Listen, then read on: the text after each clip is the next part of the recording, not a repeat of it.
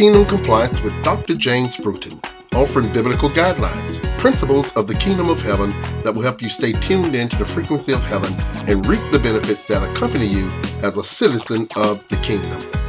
The best the King has to offer. Today's topic, the process toward destiny.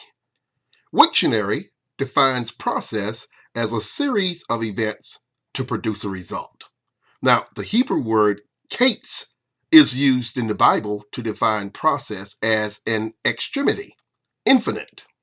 Another Hebrew word, rabbah, defines process as an increase in whatever respect, to bring in abundance, be in authority, continue to enlarge, excel, and be exceedingly full of increase, more in number, much greater, to multiply, nourish, be plenteous, thoroughly.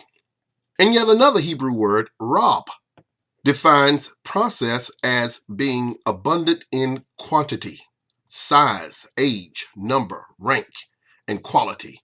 A captain, an elder, shipmaster. To increase exceedingly, be mighty, multiply, be plenteous, populous, be a prince. Now, from all of the definitions mentioned to define process, I surmise that process is a principal means of growth and increase. It is infinite in nature and strives to reach the furthest point of expression. Increase in whatever respect, abundance, authority, quantity, quality, rank, captain, shipmaster, mighty, and populous. We should never underestimate the power of process, because process always leads to a greater dynamic of life, for good as well as bad. As saints of God, we're concerned, as God himself is, with only the good. Ephesians 2:10 from the New King James Version says, "For we are his workmanship, created in Christ Jesus for good works, which God prepared beforehand that we should walk in them." In this lesson, you're going to see how God orchestrated Joseph's destiny through the process of faith and patience, under very humbling circumstances, to lead him to the major responsibility for which God had been preparing him. You're going to see how God used Joseph to advance his good plan for all humanity. Each of our destinies was formed in the eternal mind of God before the foundation of the world. Psalm 139:16 says, "Your eyes saw my substance, being yet unformed. And in your book they all were written, the days fashioned for me, when as yet there were none of them." Destiny means a predetermined state, a condition predestined by the divine or human will, that which is inevitable in the fullness of time. Now, we learn more about that in Romans chapter 8, verses 29 and 30, which read, "For whom he foreknew, he also predestined to be conformed to the image of his Son, that he might be the firstborn among many brethren. Moreover, whom he predestined, these he also called. Whom he called, these he also justified. And whom he justified, these he also glorified." Listen, whomever God selects, he sends. Now we're talking about places. Whomever God selects, he sends. Acts chapter 17, verse 26 says, "And he has made from one blood every nation of men to dwell on all the face of the earth, and has determined their pre-appointed times and the boundaries of their dwellings." Getting from point A to point B always involves a process. God sends people of his choosing to places of his choosing, and going where he sends us will test our faith, and that includes adventure and risk. Someone once said, "Life is not a problem to be solved, it is an adventure to be lived." That's the nature of it, and has been since the beginning, when God set the dangerous stage for this high-stakes drama and called the whole wild enterprise good, okay? He rigged the world in such a way that it only works when we embrace risk as the theme of our lives, which is to say, only when we live by faith. A man just won't be happy until he's got adventure in his work, in his love, and in his spiritual life. This is the skinny on what I'm saying. Life is a process of adventure and risk. God has designed it that way, according to his goodwill and purpose. Let's take a look at Joseph's process toward his destiny, beginning with his dream at age 17. Genesis chapter 37, verses 2 through 5. This is the history of Jacob. Joseph, being 17 years old, was feeding the flock with his brothers, and the lad was with the sons of Bilhah and the sons of Zilpah, his father's wives. And Joseph brought a bad report of them to his father. Now Israel loved Joseph more than all his children, because he was the son of his old age. Also he made him a tunic of many colors. But when his brothers saw that their father loved him more than all his brothers, they hated him and could not speak peaceably to him. Now Joseph had a dream, and he told it to his brothers, and they hated him even more. While shepherding with his brothers, Joseph observed their less than responsible actions and brought his father an unfavorable report. Jacob had visibly elevated Joseph over his older brothers with the gift of a special coat, a tunic of many colors which signified royalty. With this gift, Jacob had raised Joseph to a preferred status. Now, add to that Joseph's dreams of his brothers and parents making obeisance to him, as he would have dominion and reign over them. So that's quite a stir for the family there. Many times the process toward destiny begins with the family stressed by unhealthy attitudes. The unhealthy attitudes among Joseph's sons led to Joseph's 10 older brothers' plot against him. The brothers had gone to Shechem to find suitable pasture, and Jacob sent Joseph to Shechem to check on his brothers, but the sheep had exhausted the pasture there. So wandering aimlessly, Joseph encountered a man who said that the brothers had moved north about 20 miles to Dothan, and that's where Joseph found them. When the brothers saw Joseph coming, they conspired to kill him, dispose of the body, and lie to their father about it. But Reuben, the older brother, intervened and convinced his brothers to simply throw Joseph into one of the dry wells, intending to rescue Joseph later. But the brothers stripped Joseph of his hated tunic, threw him into the well, and sat down to eat. What a callous and brazen act, fueled by their hatred of Joseph. Interrupted by the sight of a passing caravan, Judah convinced the brothers to sell Joseph into slavery, which they did. Reuben, who was absent when the transaction occurred, was greatly distressed. As the oldest brother, he would have to return to his father with the bad news. The brothers followed through on their plan to deceive Jacob by dipping Joseph's coat in blood. Jacob assumed that Joseph had been killed by an animal and went into perpetual mourning. His sons had underestimated the severity of their father's response to news of Joseph's death. Meanwhile, Joseph became a slave in the house of an Egyptian official named Potiphar. The process toward Joseph's destiny had just begun. Listen, it has just begun. Remember, destiny involves adventure and risk. It's a process. Joseph immediately became successful in Egypt, but it cost him. And it will be the same with you and I. As we move toward progressions of increased success process, we have to pay the price. It'll cost us in many areas. So it was the same with Joseph. He had to resist constant sexual advances from Potiphar's wife, which eventually landed him in prison. Joseph had gone from favored son of a wealthy herdsman to a slave in a foreign land, but he did not spend time whining about his circumstances. He worked hard, and God was with him. People began to notice that Joseph's work was blessed by his God. In a few years' time, Joseph was promoted from field hand to house servant, then to overseer and personal assistant for his master Potiphar. But there's Potiphar's wife. Potiphar's wife was attracted to Joseph and repeatedly commanded him to sleep with her. Joseph refused, stating that he would not violate his master's trust or his covenant with God. Potiphar's wife eventually ambushed Joseph when he was alone. See, she was persistent. She really wanted this young man. She was persistent, so she ambushed Joseph when he was alone, grabbing his cloak. And when Joseph did not respond to her, she used the garment as evidence, accusing Joseph of sexual assault. Potiphar was angry when he heard his wife's story, and he put Joseph in jail. However, God prospers Joseph. Look, even in the prison house, even in his jail cell, God prospered him. And eventually the chief jailer put Joseph in charge of all the other prisoners. Just as Potiphar had trusted and relied on Joseph, the jailer allowed Joseph to work unsupervised because he proved himself entirely trustworthy. The process toward Joseph's destiny continued while he was in prison. Joseph had been in prison for several years. During that time, he had faithfully served as a first assistant to the chief jailer. He was always doing the right things. He was very much committed. He was a diligent and constant young man. He had also correctly interpreted the dreams of the king's baker and the cupbearer. So one night, Pharaoh had two dreams that greatly troubled him.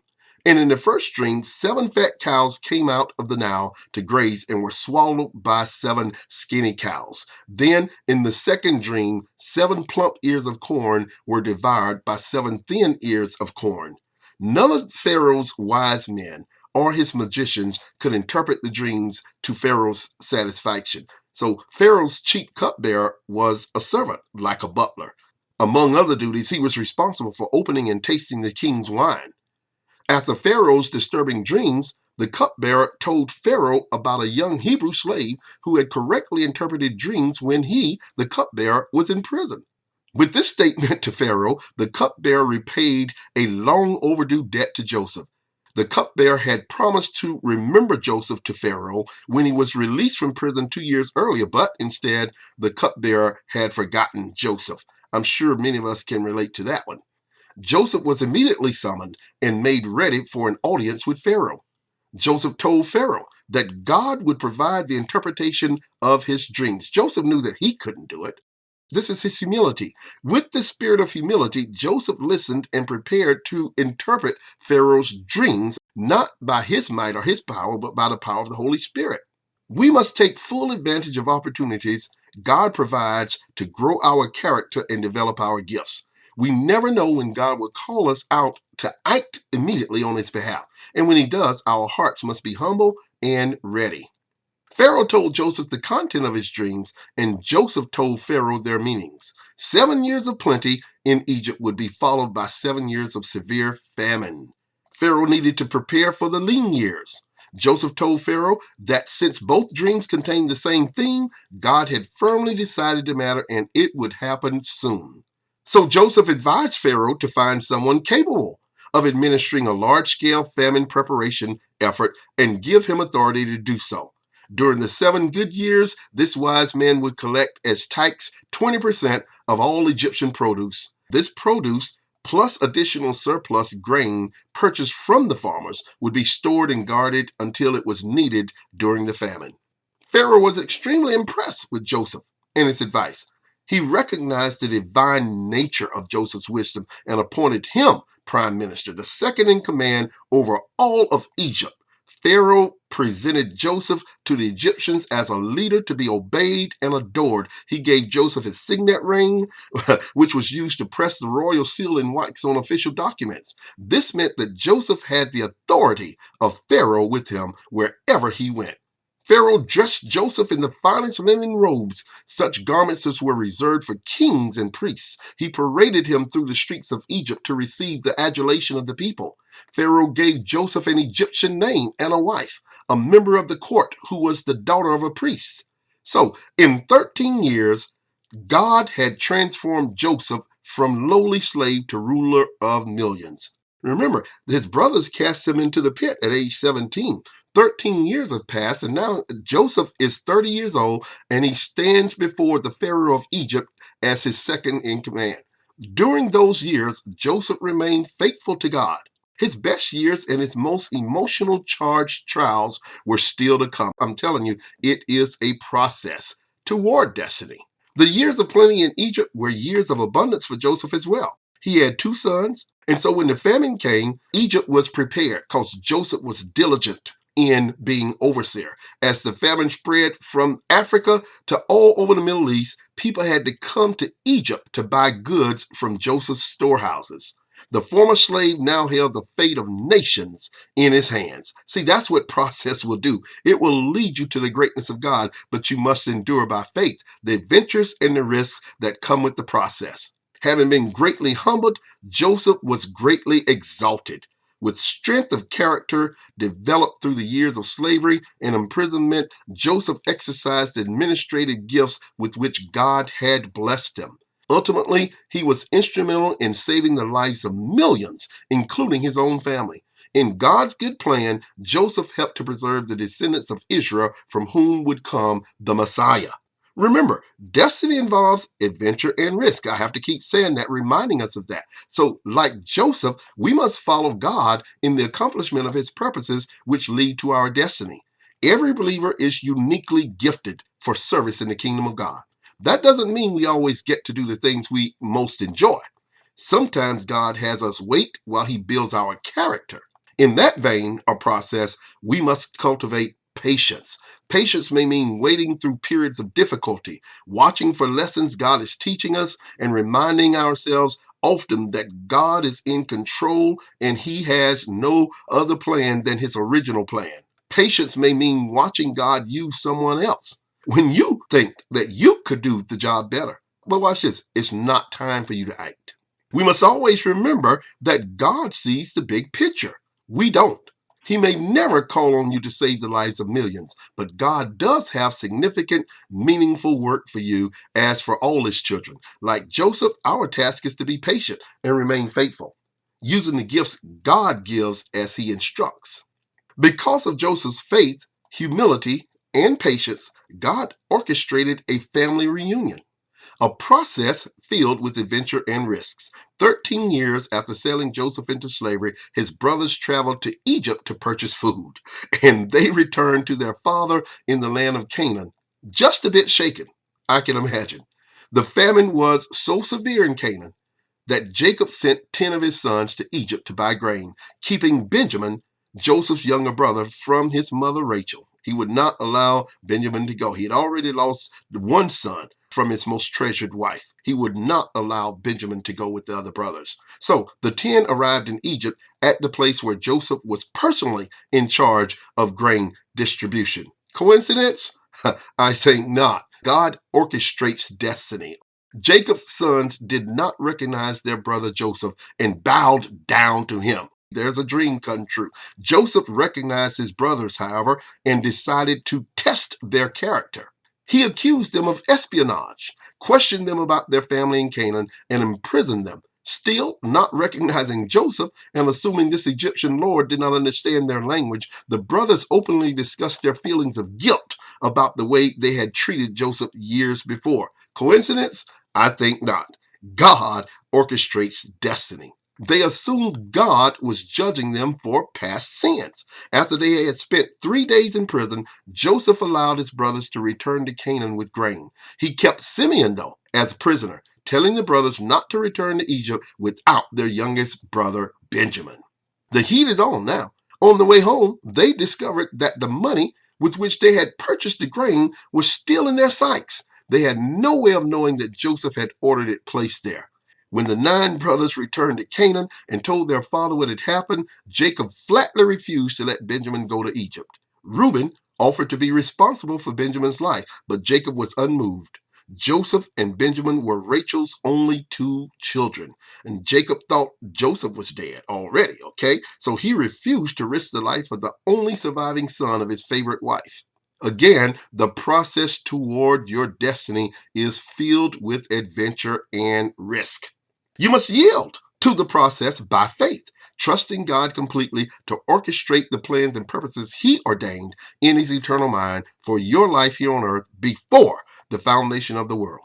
Joseph's brothers had to make a second trip to Egypt. That grain that they brought back the first time wouldn't last forever, but it lasted a while. That means that Joseph dealt well with them. God had planned it that way for their return. So about a year later, Jacob again told his sons to go to Egypt to buy food. And Judah protested because, guess what? They could not return without Benjamin. Joseph had made that a strict order. The man in charge had made that clear. Judah offered to stand surety for Benjamin. If Benjamin did not return safely, Judah was prepared to pay for Benjamin's life with his own. So Jacob finally agreed to let Benjamin go and sent presents to Joseph to appease him.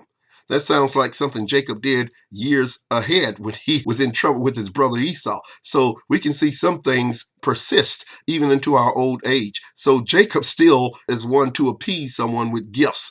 The brothers arrived in Egypt, and watch this, they were escorted to Joseph's house. Coincidence? I think not. They told the steward about the money in their sacks. The steward told them to relax. The treasure was a gift from their God. So now, Simeon, who was left behind in prison, was brought out of the prison, and he and his brothers were taken to Joseph. Joseph inquired about their father, and when he saw Benjamin, he was overcome with emotion, and he had to leave the room. Benjamin was a toddler when Joseph was sold as a slave. Since their mother had died, teenage Joseph had probably helped care for his baby brother and felt an almost parental love for him. He couldn't handle it. Joseph broke down. He had to leave the room. But then Joseph composed himself and returned to eat with his brothers. To their amazement, he seated them in order at the table according to their ages. Joseph is still testing his brother's character now. They needed to pass his final test. Joseph made certain his brothers' sacks were filled with grain again. To test them one final time, he had his personal silver cup placed in Benjamin's sack. Oh my. So when the brothers left Egypt, Joseph's stewards followed them, accusing them of theft. The brothers, knowing they were innocent of any crime, said that Joseph could kill any man who had stolen from him. When the steward found Joseph's cup in Benjamin's sack, the brothers tore their clothes in anguish. They were convinced God was judging them for their sins against Joseph. But returning to the city, Judah explained to Joseph that they could not return home without Benjamin. Their father would die. Judah offered his life for Benjamin's. Joseph was a man of character. He loved his brothers in spite of what they had done to him, and he dealt kindly with them, realizing that his brothers had really changed. So he revealed his true identity to them. Let's take a look at that in Scripture. Genesis 45, verses 1 through 5. Then Joseph could not restrain himself before all those who stood by him, and he cried out, "Make everyone go out from me." So no one stood with him while Joseph made himself known to his brothers. And he wept aloud, and the Egyptians in the house of Pharaoh heard it. Then Joseph said to his brothers, "I am Joseph. Does my father still live?" But his brothers could not answer him, for they were dismayed in his presence. And Joseph said to his brothers, "Please come near to me." So they came near. Then he said, "I am Joseph, your brother, whom you sold into Egypt. But now do not therefore be grieved or angry with yourselves because you sold me here. For God sent me before you to preserve life." Wow, how special is that? That is humility. That is true love. His brothers were amazed, but they were also frightened. But Joseph convinced them that God had brought good from their misdeeds. Looking back, Joseph saw the two aspects of every event in his life: human mishandling and God's perfect will. He knew that God's will was what mattered in the situation. The brothers had wronged him, yes, but God had worked in that wrong to bring about a much greater good. Life had been preserved. God had used Joseph to save the lives of millions, including his own family. Joseph encouraged his brothers to bring Jacob and all of the clan to Egypt where he could provide for them. And Pharaoh offered Joseph's family land and sent wagons to transport them to Egypt. And so Joseph sent gifts for everyone, but was especially generous with Benjamin, his full brother. When Jacob heard that Joseph was alive, he was stunned and did not believe the news. But when he saw the wagons filled with supplies from Egypt and heard Jacob's words, Jacob was convinced the report was true, and he moved his family to Egypt. As he began the journey, he sacrificed to God at Beersheba, and there heard God confirm that moving to Egypt was part of the divine plan. Joseph planned to settle his father and all of the family in Goshen. He arranged an audience with Pharaoh for 5 of the brothers. In that meeting, the matter was settled. Jacob's descendants would settle in Goshen, a fertile and largely uninhabited plain in Egypt. Jacob met with Pharaoh, who demonstrated great respect for the father of his chief advisor. Jacob lived in Goshen for 17 years, and nearing death, he made Joseph promise to bury him in Canaan. Prior to his death, Jacob called Joseph in and adopted his 2 sons. This made Ephraim and Manasseh heirs to Joseph's estate. Joseph received the birthright through his sons. Blessings to the two boys. Jacob predicted that Ephraim, the younger son, would actually be greater than his older brother. This prophecy came true when the tribe of Ephraim rose to power in the days of King Jeroboam. But just before his death, Jacob blessed his sons. Reuben had disgraced his father by sleeping with one of his concubines, so Reuben lost the blessing for the firstborn. Simeon and Levi, next in line, had proved bloodthirsty at Shechem, so Jacob passed over them. The fourth son, Judah, was exalted by his father as the one who would carry on the family line. Judah is found in the lineage of Christ. So Jacob died and was buried in Canaan on the site where Abraham and Isaac were buried. Joseph had Jacob's body embalmed, as was the custom for the very wealthy in Egypt. Embalming took 40 days and made it possible to transport Jacob's body back to Canaan for burial. Mourning for Jacob lasted 70 days in Egypt. This was a great honor, as the Egyptians mourned the death of Pharaoh for 72 days. Joseph, his brothers, their families, and a great company of Egyptians with chariots and horses went to Canaan for the funeral. This was very impressive to the Canaanites. Joseph mourned his father for 7 days at the funeral, then returned to Egypt. Joseph's own destiny was being fulfilled. So the process continued. His brothers were afraid after their father Jacob died. They thought Joseph might turn on them because of their sins against him. Joseph needed to reassure his brothers that he would not harm them for what they had done to him. He reminded them that God brought good from their evil actions, and he continued to provide for his extended family. God was and is able to use the evil intentions of humans to advance his higher purposes. That idea is hard to grasp. God hates sin, and yet he loves us so much that he uses even our sinfulness to bring about good results. And because Joseph saw God's good plan in all the events, the process of his life, he had no reason to bear grudges.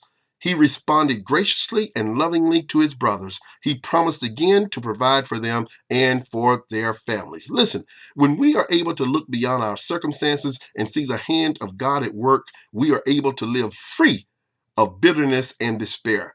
We don't have to feel victimized by people or circumstances. So many years later, as Joseph prepared to die, he told his brothers that God would take care of them and they would return to Canaan someday. When Joseph died, he was embalmed and placed in a mummy case. 4 centuries later, 400 years, the children of Israel carried his body back to Canaan for burial as he had requested. Exodus 13 and 19 details the account of how Moses and the children of Israel took Joseph's coffin with them when they left Egypt after 4 centuries of slavery, and they buried Joseph at Shechem on the land Jacob had purchased there. Do you see the hand of God at work in the events of your life? The process toward your destiny? When you are ill-treated by others or life hands you a raw deal, do you wait hopefully to see how God will bless you through the experience? It's not always easy to see God's plan in the midst of personal suffering. But if we'll look back, we'll see God's handiwork even in the bad times. We'll thank him for his presence and his promise to work things for our good. Look for opportunities to share your testimony of hope with someone who is hurting. Are you in a painful place right now? Hold on to the hope that God never forsakes his children. Expect him to do something good even in the bad times. God worked good in Joseph's life, moving him through every obstacle in the process toward his destiny. He'll work good in your bad times too, as you yield to his process, his plans and purposes toward your destiny. If you would like to refer this episode to others, click on share and subscribe to the YouTube channel to stay up to date when new episodes drop. On our next episode, we'll discuss true loyalty. Thanks for joining me. I hope you join me again for Kingdom Compliance with Dr. James Bruton, where we stay tuned in to the frequency